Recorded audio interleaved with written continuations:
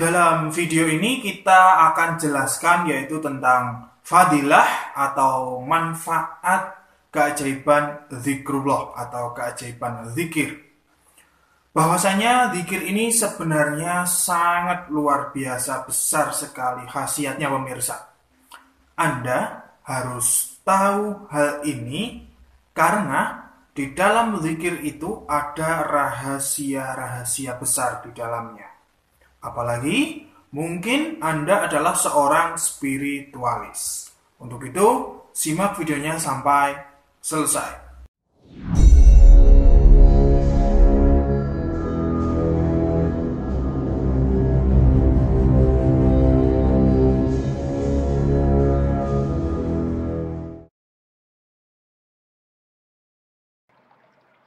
Bismillahirrahmanirrahim. Assalamualaikum warahmatullahi wabarakatuh. Alhamdulillahirabbil alamin. Assalatu wassalamu ala asrofil anbiya'i wal mursalin wa ala alihi wa sahbihi ajma'in. Amma ba'du. Allahumma shalli ala sayyidina Muhammad wa ala ali sayyidina Muhammad.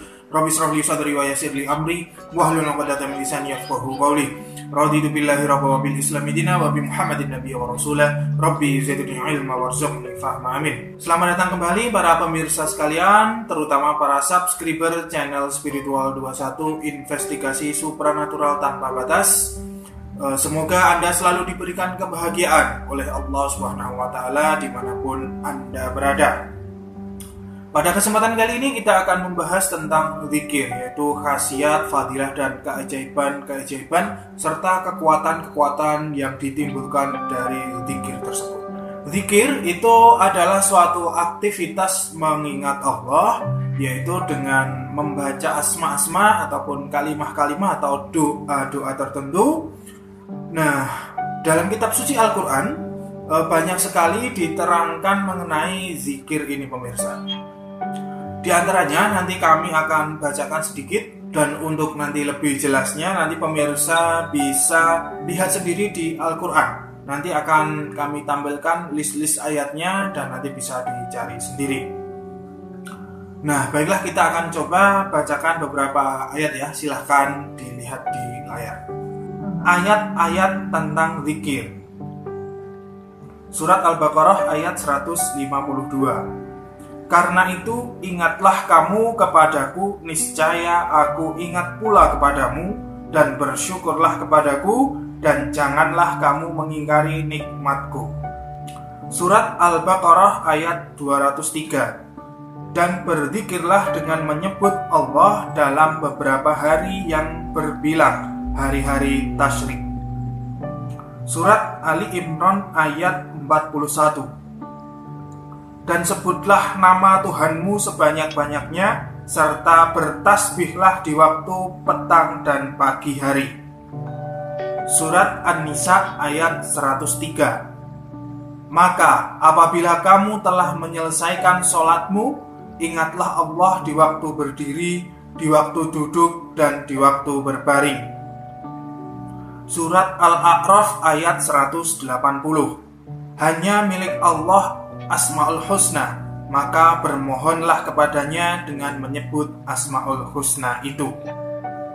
Surat Al-Isra ayat 110. Katakanlah, serulah Allah atau serulah Ar-Rahman dengan nama yang mana saja kamu seru. Dia mempunyai Al-Asma'ul Husna, nama-nama yang terbaik. Surat Al-Kahfi ayat 24. Dan ingatlah kepada Tuhanmu jika kamu lupa. Nah, itulah pemirsa beberapa ayat Al-Quran yang menerangkan bab zikir ya, bab dalil-dalil zikir. Nanti untuk lebih jelasnya sekali lagi nanti bisa disimak di list berikut ini sebagai referensi apabila Anda ingin tahu lebih lanjut. Jadi selain itu tadi masih banyak sekali. Nah, ini coba silakan nanti di screenshot listnya dan nanti silakan dicari sendiri. Silakan dilihat.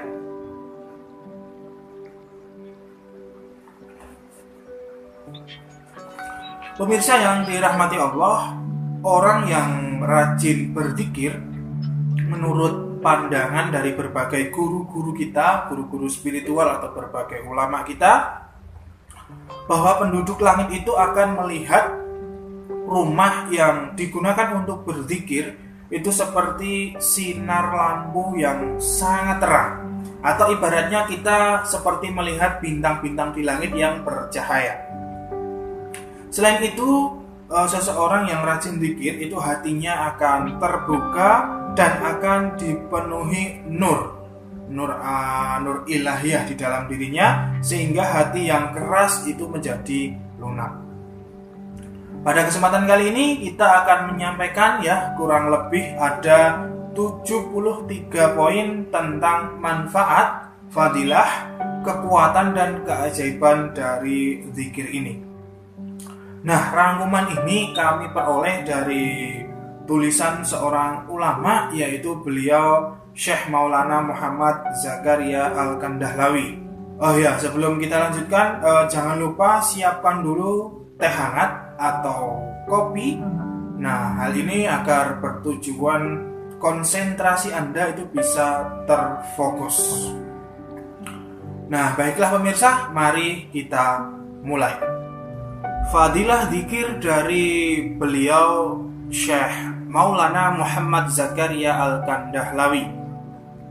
Yang pertama, zikir menjauhkan diri dari setan sekaligus menghancurkan kekuatannya. Nah, dalam hal ini ketika Anda mungkin berhadapan dengan hantu atau jin yang fasik, maka dengan zikir ini setan atau jin yang fasik tersebut akan hancur. Yang nomor 2, zikir menyebabkan disukai Allah Subhanahu wa Ta'ala. Jadi ketika Anda rajin berzikir, maka Allah akan mencintai Anda, akan menyukai Anda, karena Anda selalu menyebut asma-asma Allah tersebut. Yang ketiga, zikir menjauhkan kerisauan dan kesedihan hati. Nah, mungkin ketika Anda galau atau mungkin Anda sedang gelisah dan sedang sedih, maka lakukanlah zikir ini. Insya Allah hati Anda akan kembali tenang. Yang keempat, zikir melapangkan dan menggembirakan hati. Nah, jadi ketika Anda ingin hati Anda gembira dan ingin selalu dekat dengan Allah, maka lakukanlah zikir, pemirsa. Yang kelima, zikir menguatkan jasmani dan rohani. Nah, dalam hal ini juga para perguruan tenaga dalam selalu menggunakan zikir ini sebagai lapisan-lapisan untuk mempelajari tenaga dalam tersebut. Selain juga jasmani, maka rohaninya juga akan kuat. Hatinya tidak akan menjadi hati yang keras, pemirsa. Yang keenam, zikir menerangi wajah dan hati. Seperti ini dinamakan buka aura atau membuka aura seseorang. Jadi ketika Anda rajin berzikir, maka aura dalam diri Anda akan terbuka dengan baik. Tidak usah memakai susuk ataupun memakai jimat-jimat tertentu, Anda sudah terbuka secara sendirinya. Nur Anda akan kelihatan, pemirsa. Apalagi ada seseorang yang mungkin indigo atau mungkin seseorang yang ahli kasyaf, itu bisa melihat Anda itu terpancar nur dalam diri Anda. Yang ketujuh, zikir menarik rezeki. Nah, dalam hal ini banyak sekali metode-metode untuk menggait rezeki dengan metode zikir ya. Yang mungkin nanti pemirsa bisa cek sendiri di channel ini, ada banyak sekali juga hal-hal seperti itu ya. Nanti silakan dicek. Yang kedelapan, ahli zikir akan dipakaikan pakaian kewibawaan dan kemanisan. Dengan melihatnya timbul rasa gentar, dan orang yang melihatnya merasa kedamaian. Jadi intinya orang yang berzikir itu akan memperoleh kewibawaan, pemirsa. Akan tetapi dengan kewibawaan ini, orang yang melihatnya itu akan merasa damai dan tenang hatinya.